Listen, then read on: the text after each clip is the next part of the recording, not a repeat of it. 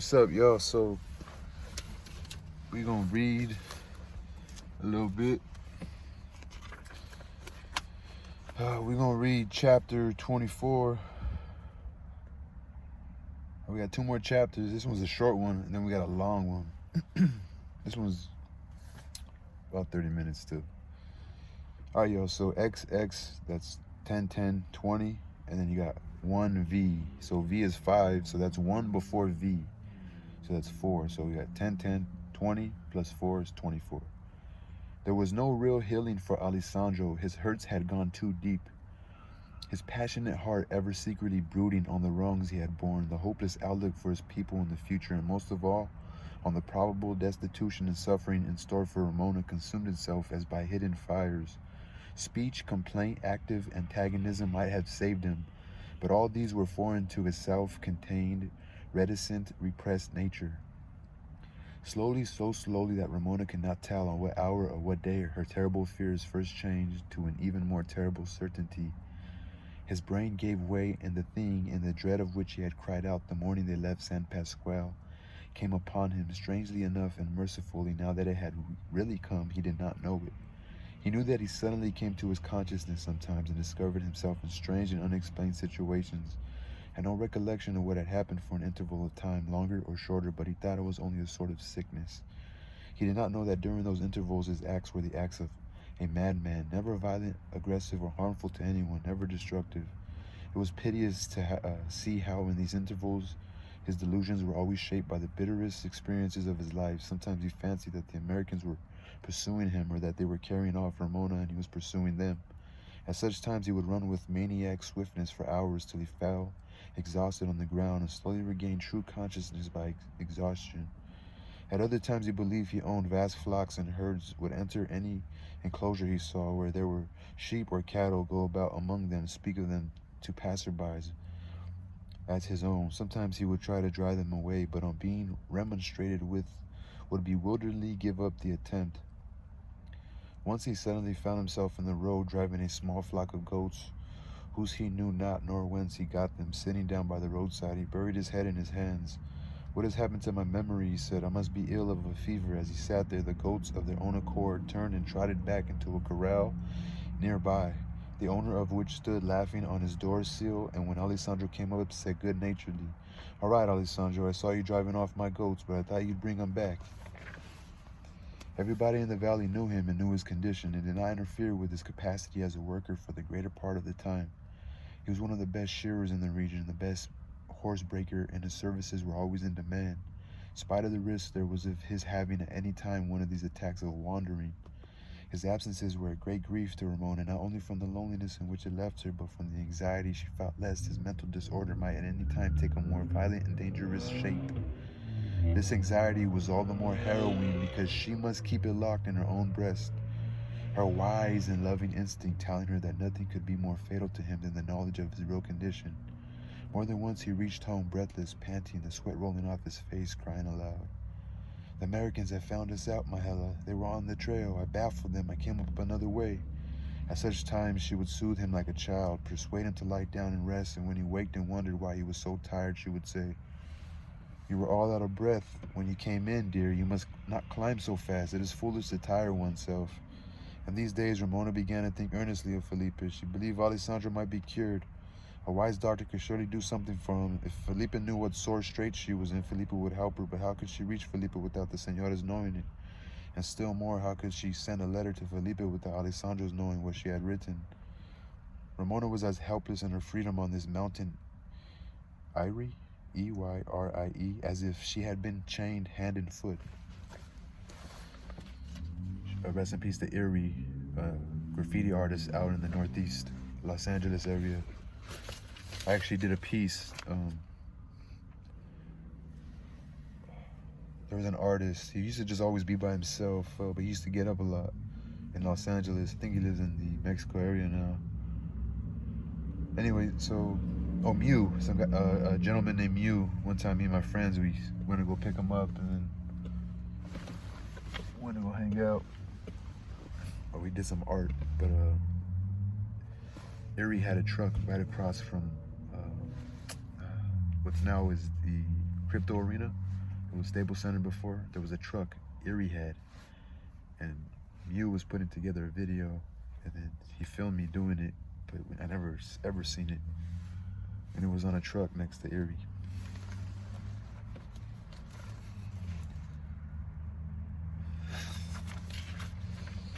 I don't know, man. So let me write this word down so I could continue reading it.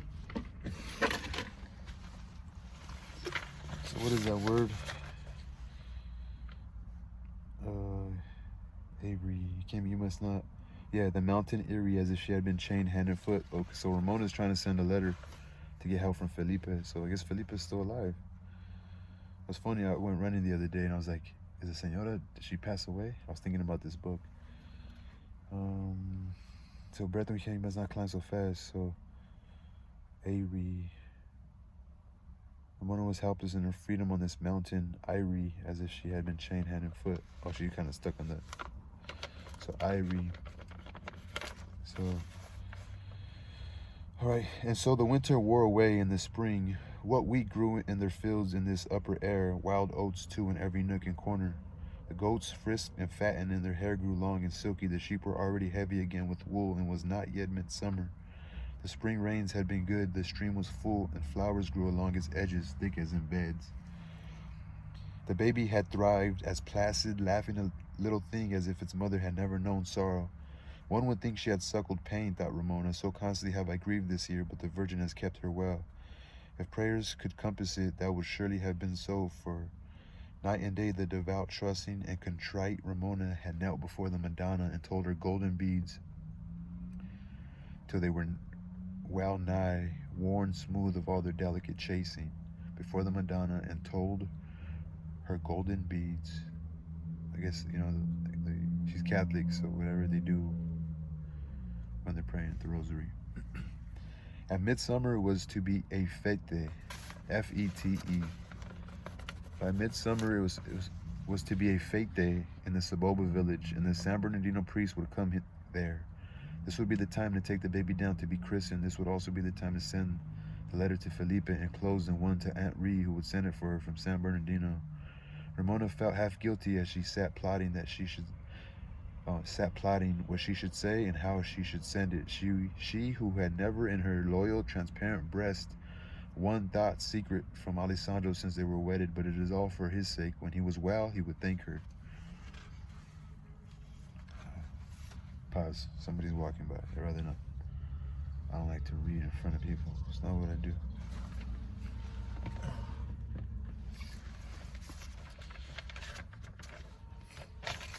So I read Fate Day.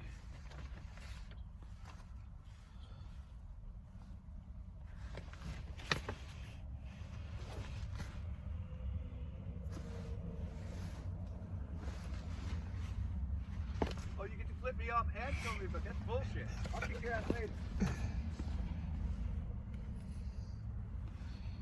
Alright. That's my neighbor. We have a bipolar relationship.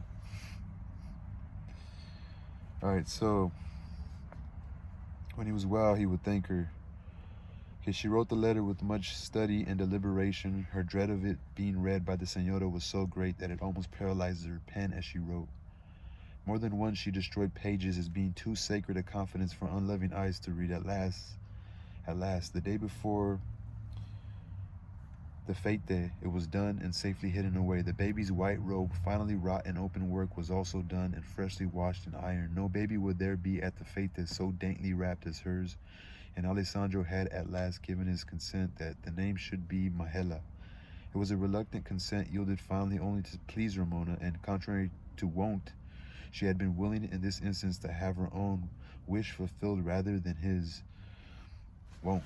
It's not want, it's won't. But I think it's related, just the way they spell it. It's real proper English.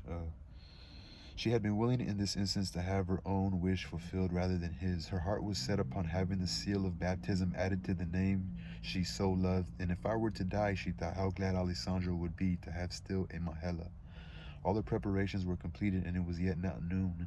She seated herself on the veranda to watch for Alessandro, who had been 2 days away, and was so to have returned the previous evening to make ready for the trip to Saboba. She was disquieted at his failure to return at the appointed time. As the hours crept on and he did not come, her anxiety increased. The sun had gone down more than an hour past the mid-heavens before he came. He had ridden fast. She had heard the quick strokes of the horse's hoofs on the ground before she saw him. Why comes he riding like that, she thought, and ran to meet him. As he drew near, she saw to her surprise that he was riding a new horse. Why, Alessandra, she cried, what horse is this? He looked at her bewilderedly, then at the horse. True, it was not his own horse. He struck his hand on his forehead, endeavoring to collect his thoughts. Where is my horse, then? He said. My God, Alessandro, cried Ramona, take the horse back instantly. They will say you stole it. I left my pony there in the corral, he said. They will know I did not mean to steal it. How could I ever have made the mistake? I recollect nothing, Mahela. I must have had one of the sicknesses. Ramona's heart was cold with fear. Only too well she knew what summary punishment was dealt in that region to horse thieves. Oh, let me take it back, dear, she cried. Let me go down with it. They will believe me. Mahela, he exclaimed, think you I would send you into the fold of the wolf, my wood dove? It is in Jim Farrar's corral. I left my pony. I was there last night to see about his sheep shearing in the autumn, and that is the last I know. I will ride back as soon as I have rested. I'm heavy with sleep. Thinking it safer to let him sleep for an hour, as his brain was evidently still confused, Ramona assented to this, though a sense of danger oppressed her. Getting fresh hay from the corral, she with her own hands rubbed the horse down. It was a fine, powerful black horse. Alessandro had evidently urged him cruelly up the steep trail, for his sides were steaming, his nostrils white with foam. Tears stood in Ramona's eyes as she did what she could for him. He recognized her goodwill and put his nose to her face. It must be because he was black like Benito that Alessandro took him, she thought. Oh, Mary Mother, help us to get the creature safe back, she said. When she went into the house, Alessandro was asleep. Ramona glanced at the sun. It was already in the western sky. By no possibility could Alessandro go to Ferrar's and back before dark. She was on the point of waking him when a furious barking from Captain and the other dogs roused him instantly from his sleep. And springing to his feet, he ran out to see what it meant. In a moment more, Ramona followed, only a moment, hardly a moment, but when she reached the threshold, it was to hear a gunshot, to see Alessandro fall to the ground, to see in the same second a ruffianly man leap from his horse. Ruffian, like a rough man, Ruffian. That's the base word, but then ruffianly, like quickly, ruffianly man leap from his horse and standing over Alessandro's body, fire his pistol again, once, twice into the forehead, cheek, then with a volley of oaths, each word of which seemed to Ramona's reeling senses to fill the air with a sound like thunder. He untied the black horse from the post where Ramona had fastened him, and leaping into his saddle again, galloped away, leading the horse. As he rode away, he shook his fist at Ramona, who was kneeling on the ground, striving to lift Alessandro's head and to stanch the blood flowing from the ghastly wounds. That'll teach you damn Indians to leave off stealing our horses, he cried, and with another volley of terrible oaths was out of sight. With a calmness which was more dreadful than any wild outcry of grief, Ramona sat on the ground by Alessandro's body and held his hands in hers. There was nothing to be done for him. The first shot had been fatal, close to his heart. The murderer aimed well. The aftershots with the pistol were from mere wanton brutality. After a few seconds, Ramona rose, went into the house, brought out the white altar cloth, and laid it over the mutilated face. As she did this, she recalled words she had heard Father Salvador quote as having been said by the Father Junipero when one of the Franciscan fathers had been massacred by the Indians at San Diego. Thank God, he said, the ground is now watered by the blood of a martyr. The blood of a martyr, the words seemed to float in the air, to cleanse it from the foul blasphemies the murderer had spoken.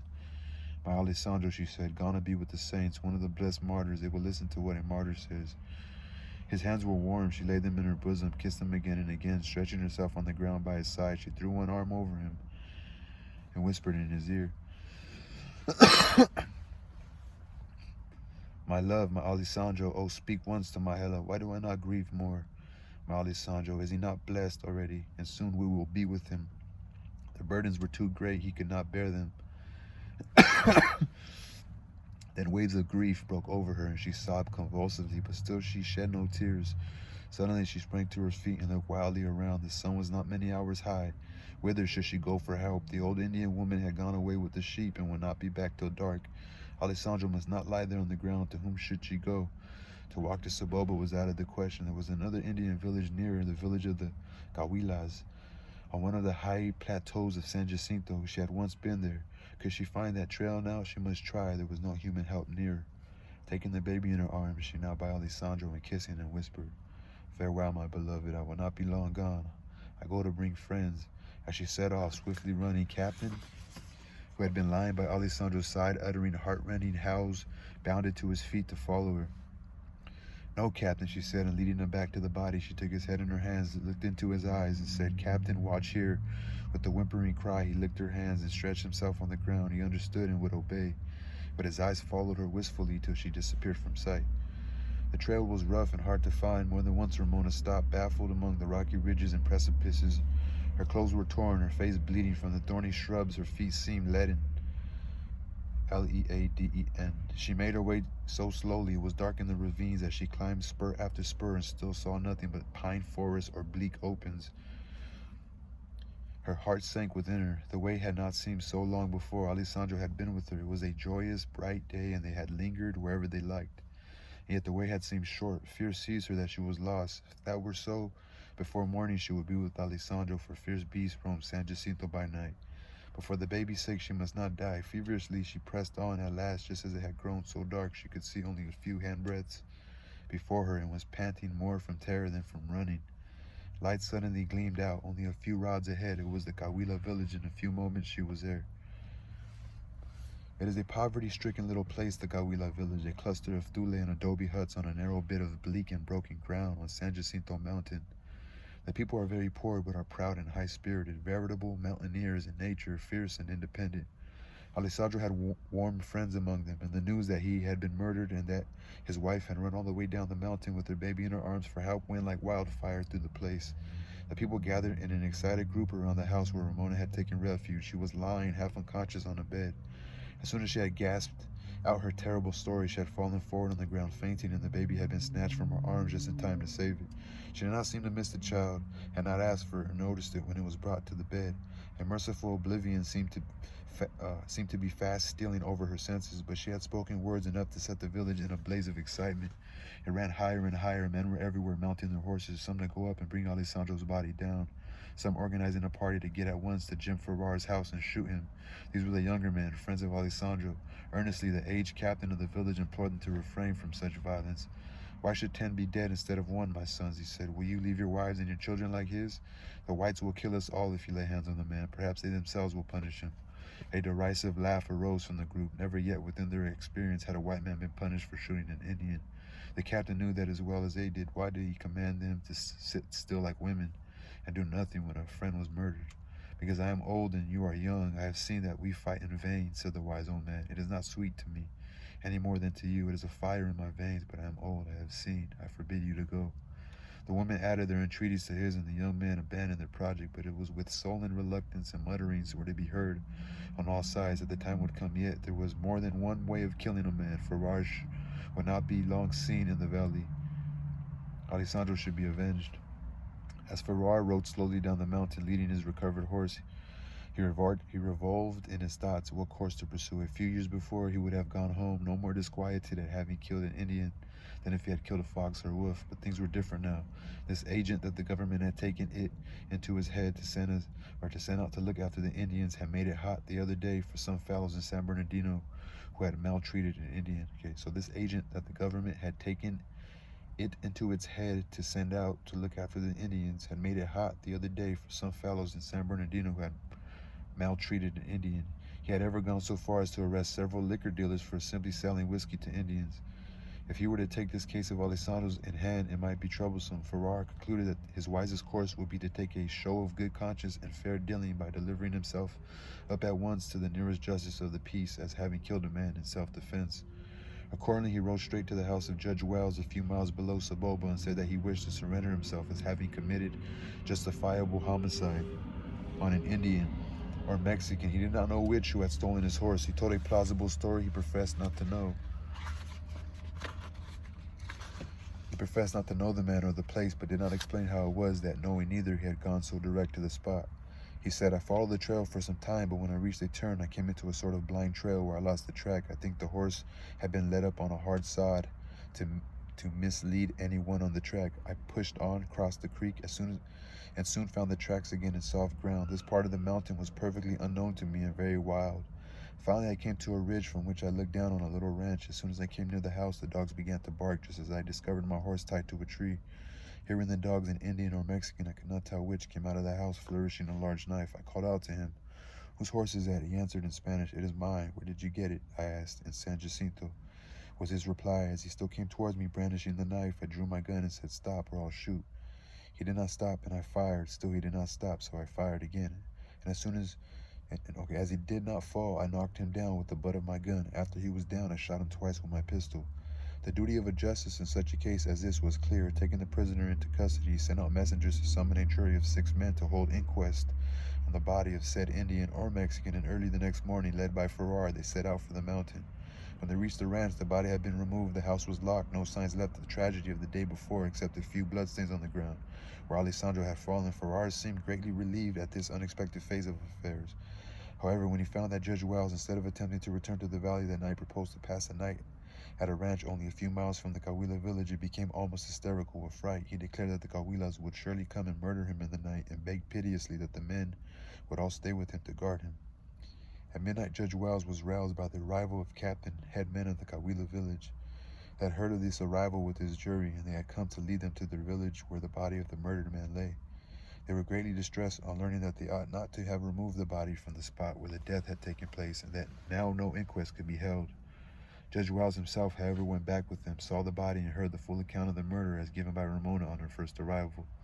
Nothing more can now be learned from her, as she was in high fever and delirium, knew no one, not even her baby, when they laid it on her breast. She lay restlessly, tossing from side to side, talking incessantly, clasping her rosary in her hands, and constantly mingling snitches of prayers with cries for Alessandro's and Felipe.